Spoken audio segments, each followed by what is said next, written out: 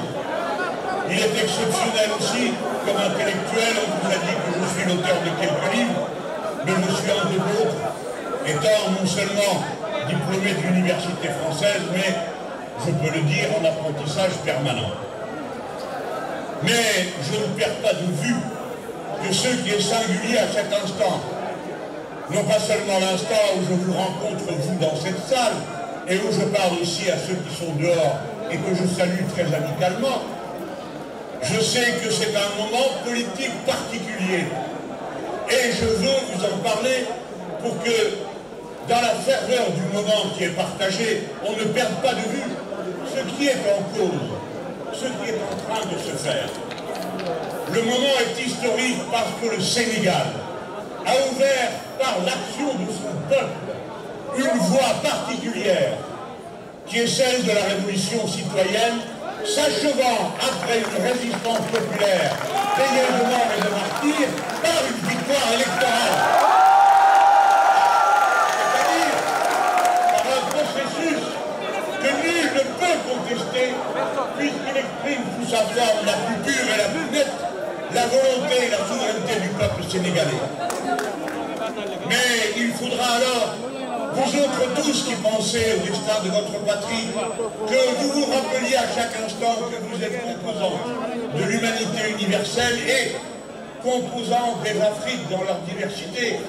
Car ce que l'on vit au Sénégal, je veux le situer, après la grande vague qui partit dans les Amériques, et en particulier dans celle du Sud, en protestation aux politiques de destruction des sociétés par le néolibéralisme. Cet élan a passé l'Atlantique et venu sur le Maghreb à l'occasion de ce qu'on a appelé bien improprement des révolutions arabes, car elles n'avaient rien d'arabe, elles avaient tout du contenu de l'humanité universelle, réclamant les droits simples et élémentaires des êtres humains, pouvoir vivre dignement, pouvoir se loger, pouvoir se nourrir, pouvoir éduquer ses enfants, pouvoir soigner ses anciens. Et dans les deux cas, la vague à un moment ou à un autre a été stoppée. Et c'est à cela que vous devez méditer, vous les jeunes qui êtes l'aile marchande de la révolution citoyenne sénégalaise. Et on a vu ensuite, dans toute l'Afrique au sud du Sahara, des mouvements divers de mobilisation populaire de masse, comme ceux qu'on a d'abord connus au Mali, puis également au Burkina Faso, et ma pensée ne se sépare pas du bal citoyen et des forces de la résistance populaire qui s'exprimaient au Mali, dans l'un et l'autre cas, avant des coups d'État, qu'il faut placer dans leur contexte pour les comprendre complètement. Alors, au Sénégal se produit le signal qui était attendu, et notamment par ceux qui, comme moi, sont des théoriciens de la révolution citoyenne.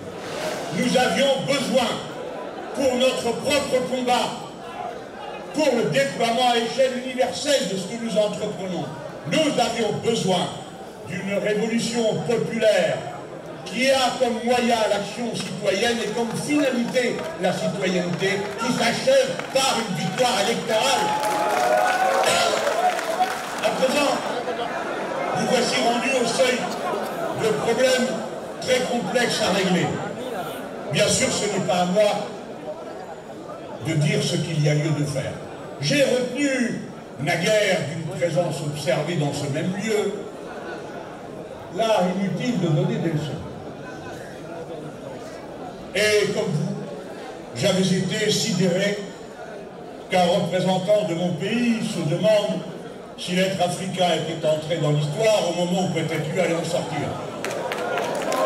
Et pas seulement lui politiquement, mais lui dans le sens de ce qu'il exprime.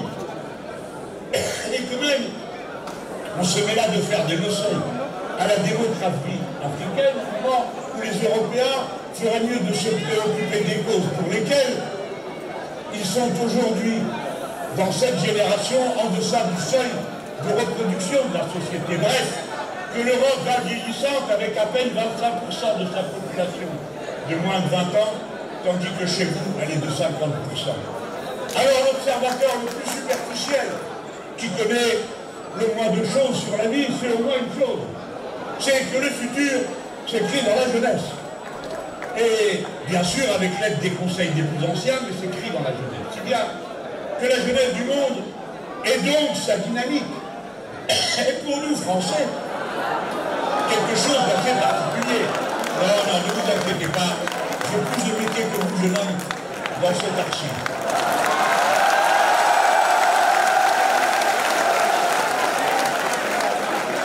Donc, disais-je,